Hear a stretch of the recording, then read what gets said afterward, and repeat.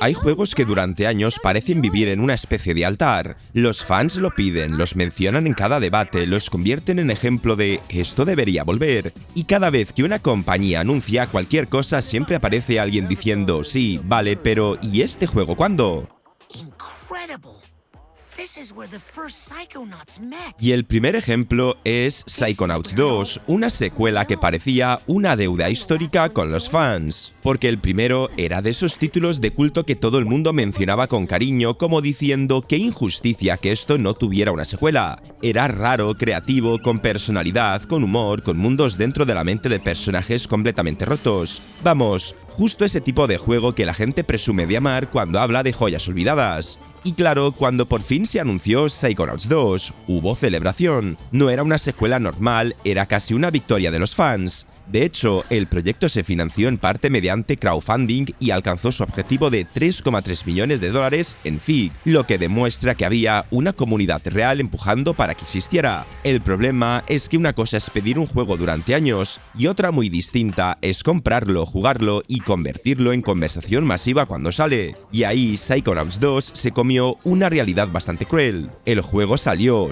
buenísimo, gustó muchísimo a la crítica, gustó a quienes lo jugaron, pero no explotó. No se convirtió en ese fenómeno que parecía que iba a ser después de años de espera. Y parte de la culpa la tiene su propia naturaleza. Psychonauts 2 no era fácil de vender al gran público. No era el AAA con explosiones, mundo abierto, gráficos hiperrealistas y una campaña de marketing que te persigue hasta la sopa. Era una aventura de plataformas muy autoral, muy rara, muy de Double Fine. Y eso encanta a su nicho, pero también limita muchísimo su alcance. Además, salió en 2021, en una época saturadísima con Game Pass de por medio, con muchísima gente probándolo, porque estaba ahí, pero sin esa sensación de compra obligatoria. Y cuando un juego entra así, mucha gente lo empieza, lo deja para luego y ese luego nunca llega.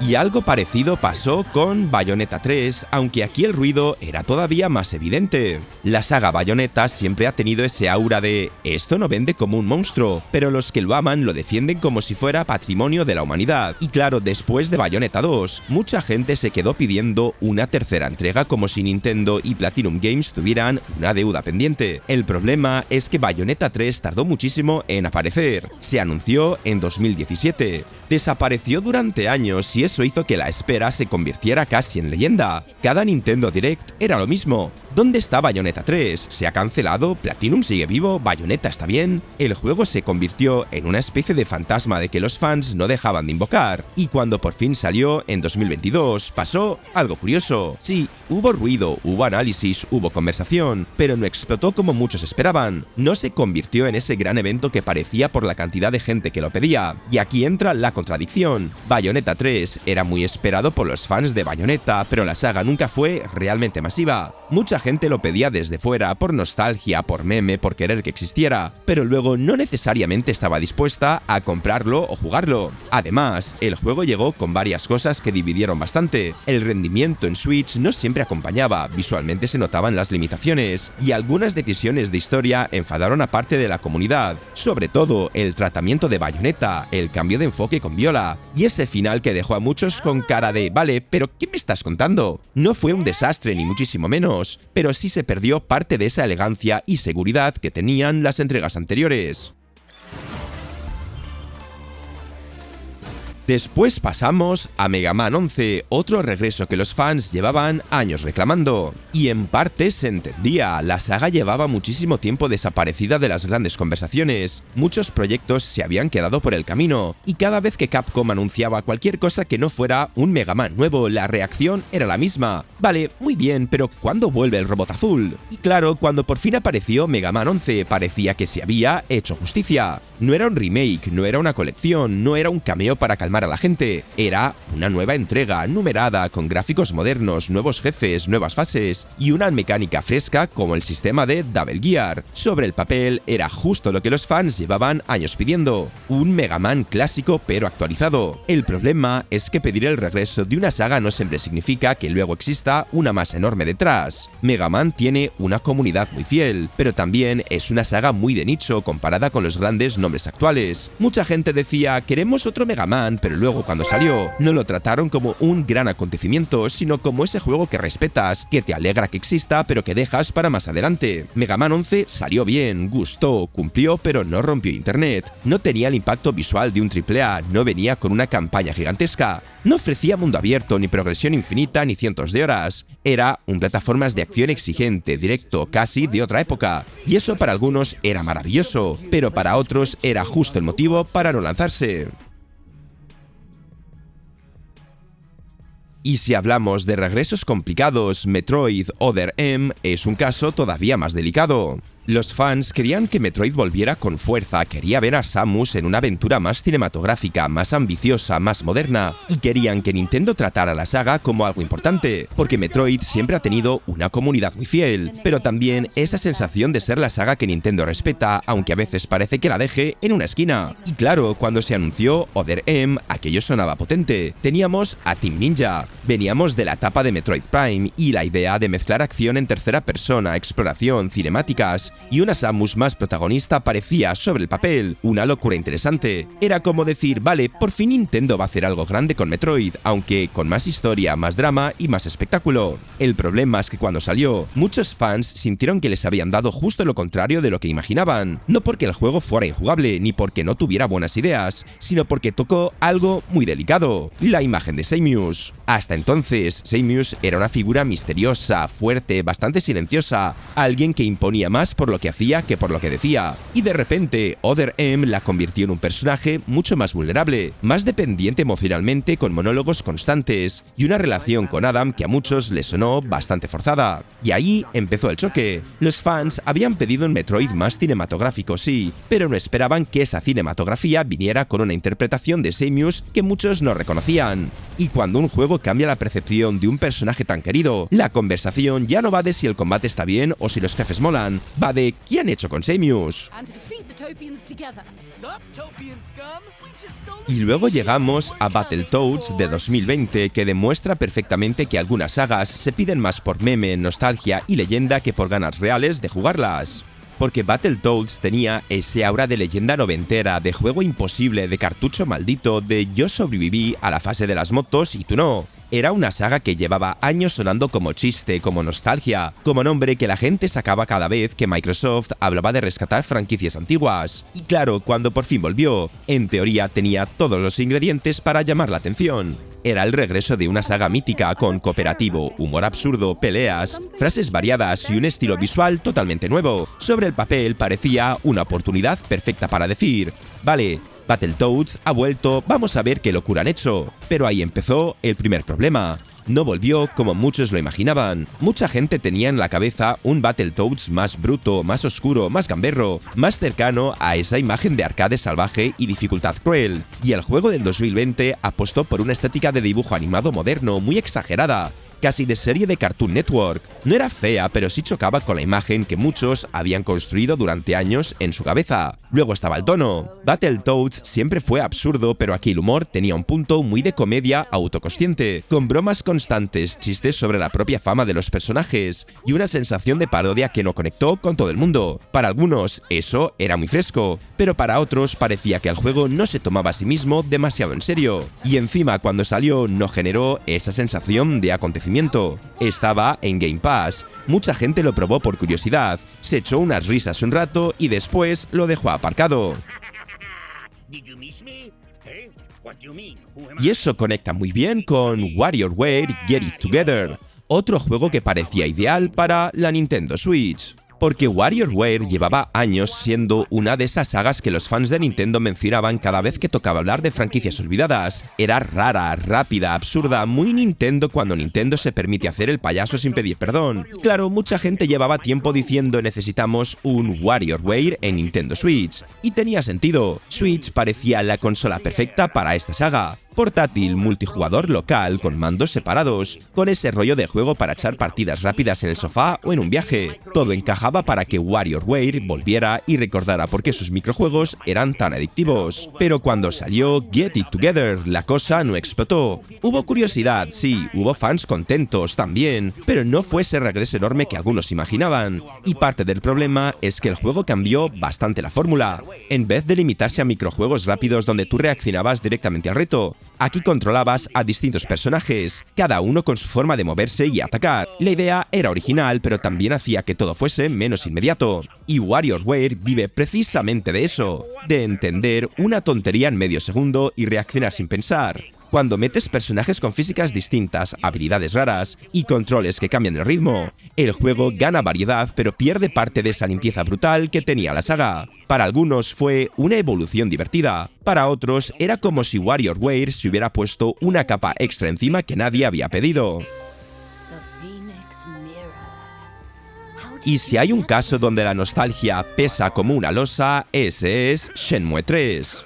Porque durante muchísimo tiempo Shenmue 3 fue casi un mito. Los fans de Dreamcast lo trataban como una cuenta pendiente de la historia del videojuego, como ese capítulo perdido que tenía que existir sí o sí para cerrar una herida abierta desde principios de los 2000. Y ojo, se entiende perfectamente. Shenmue fue una saga adelantadísima a su época. Tenía ciudades vivas, rutinas de personajes, minijuegos, conversaciones, investigación, artes marciales, máquinas recreativas, trabajos secundarios, cosas que hoy parecen normales, pero que en su momento sonaban a ciencia ficción. Por eso, cuando se anunció Shenmue 3, mucha gente no reaccionó como ante un juego normal, reaccionó como si hubieran resucitado una parte de su infancia. El problema es que una cosa es querer que Shenmue 3 exista, y otra cosa jugar a Shenmue 3 en pleno 2019, porque el juego volvió con una fidelidad casi peligrosa. No intentó modernizarse demasiado, no quiso competir con los mundos abiertos casuales, no buscó parecerse a los grandes juegos narrativos modernos. Shenmue 3 volvió como si el tiempo se hubiera quedado congelado, y eso para algunos era precioso, pero para muchísima gente fue un choque brutal. De repente, aquello que antes parecía revolucionario ahora se sentía lento, rígido y anticuado. Las conversaciones tenían un ritmo extraño, las animaciones parecían de otra generación, la historia avanzaba con una calma desesperante, y muchas mecánicas daban la sensación de estar pensadas para otro momento de toda la industria. Era Shenmue sí, pero también era demasiado Shenmue para un público que había cambiado. Con Mirror's Edge Catalyst pasó algo parecido, aunque por motivos distintos. El primer Mirror's Edge había dejado una huella muy rara. No fue un superventas gigante, no era perfecto, tenía combates reguleros y una historia que mucha gente ni recuerda, pero su parkour en primera persona era tan distinto que se quedó grabado en la cabeza de muchísimos jugadores. Era blanco, rojo, limpio, elegante, rápido. Era de esos juegos que no todo el mundo terminó, pero que todo el mundo decía respetar. Así que durante años pasó lo lógico, fans pidiendo una nueva entrega. EA, haz otro Mirror's Edge, pero inténtalo hacer mundo abierto. Con la tecnología de ahora sería increíble. Solo tenéis que mejorar el combate y ampliar el parkour. Parecía una de esas secuelas que, si salía bien, podía convertir una joya de culto en algo mucho más grande. Pero Catalyst llegó y se encontró con un problema enorme. Intentó hacer algo más grande que funcionaba precisamente por ser directo. El primer juego era lineal, iba al grano, te ponía delante de una ruta, una persecución, un salto imposible y te decía ¡corre! Catalyst apostó por un mundo abierto, y aunque la idea sonaba bien, en la práctica le quitó parte de la tensión. En vez de sentir que estabas huyendo por tejados con el corazón en la garganta, muchas veces estabas haciendo encargos, siguiendo marcadores y repitiendo rutas por una ciudad muy bonita pero algo vacía. Y ahí muchos fans se enfriaron, porque habían pedido más Mirror's Edge. Pero no necesariamente un Mirror's Edge convertido en un mapa con tareas. Querían la sensación de libertad, no una estructura que a ratos parecía rellenar espacio. Y ahora pasamos a Contra Operation Galuga, un regreso pensado para quienes pedían a gritos que Contra volviera a sus raíces. Porque Contra no es cualquier nombre, Contra es historia pura del run and gun, es cooperativo, disparos, músculos imposibles, alienígenas, dificultad salvaje y esa sensación de estar sobreviviendo a una guerra absurda con dos botones y muy mala leche. Y claro, después de varios intentos bastante flojos de resucitar la saga, mucha gente decía: Konami, por favor, haced un Contra como los de antes. Así que cuando anunciaron Operation Galuga con Faith Forward al mando, la cosa pintaba bien. No era un estudio cualquiera para esto porque habían trabajado con sagas retro, y además el juego se planteaba como una reimaginación moderna del Contra original. El problema es que una cosa es pedir que Contra vuelva, y otra muy distinta es que Contra vuelva siendo Contra, porque esta saga siempre ha sido directa, corta, difícil y arcade, y eso en los 80 era perfecto, porque metías una moneda, jugabas, morías, aprendías y volvías a intentarlo. Pero en pleno 2024 mucha gente esperaba campañas largas, progresión, desbloqueos enormes y contenido para semanas. Un juego así puede sentirse pequeño. Y luego está el tema visual. Galuga no entraba precisamente por los ojos como un regreso premium. Tenía acción, tenía ritmo, tenía cooperativo, pero su aspecto no generó ese impacto de «madre mía, Contra ha vuelto por lo alto». Y cerramos el vídeo con Predator Hunting Grounds, que tenía una idea que sobre el papel era oro puro. Y es que durante años muchos fans de Predator pedían un juego decente, uno que aprovechara bien la fantasía de la peli, un grupo de soldados perdidos en la jungla, tensión, calor, disparos y una criatura invisible cazándolos desde los árboles como si fueran trofeos con patas. Sonaba perfecto. Un multijugador asimétrico donde 4 jugadores hacen de escuadrón militar y otro jugador controla al Predator. Es la idea que se vendía sola. Tú leyendo eso ya te imaginas partidas llenas de tensión, con el equipo avanzando nervioso, mirando a las ramas, escuchando ruidos raros, y de repente el Predator bajando del cielo para sembrar el caos. Era básicamente la película convertida en partida online. El problema es que una buena idea no siempre aguanta cuando la ejecución se queda a medias, y Predator Hunting Grounds tenía momentos muy buenos, cuando el Predator aparecía bien usado, cuando el equipo se coordinaba, cuando la jungla se llenaba de disparos, y el cazador empezaba a jugar con su presa. El juego tenía algo especial, pero entre medias habían demasiadas costuras. El gunplay no era precisamente fino, las misiones del escuadrón podían sentirse repetitivas, la IA artificial no impresionaba, y visualmente tampoco parecía ese gran juego de Predator que muchos habían imaginado. No daba la sensación de estar ante una producción enorme, sino ante un proyecto con una licencia potentísima pero con recursos bastante justos. Además, este tipo de juegos viven o mueren por su comunidad. Al principio hay curiosidad, la gente entra, prueba el Predator, se ríe un par de tardes, sube algún clip, pero si el contenido no engancha, si las partidas empiezan a repetirse, y si no hay una sensación fuerte de progresión, el público se va. Y al final, este tema deja una reflexión bastante curiosa. Muchas veces los jugadores no pedimos un juego, pedimos una sensación. Pedimos volver a una época, a una consola, a una tarde concreta, a ese momento en el que una saga nos sorprendió por primera vez. Y ahora te pregunto a ti, ¿cuál de estos juegos crees que fue más injustamente ignorado? ¿Y qué saga piensas que todo el mundo pide pero que si volviera mañana quizá tampoco tendría tanto apoyo real? Déjamelo en comentarios. Y si te ha gustado el vídeo, dale al like, al hype si lo estás viendo desde el móvil, y suscríbete si todavía no lo estabas. Y si quieres juegos baratos, echa un vistazo a la descripción, porque te los vas a encontrar en Eneba muy rebajados de precio. Dicho esto, nos vemos en el próximo vídeo.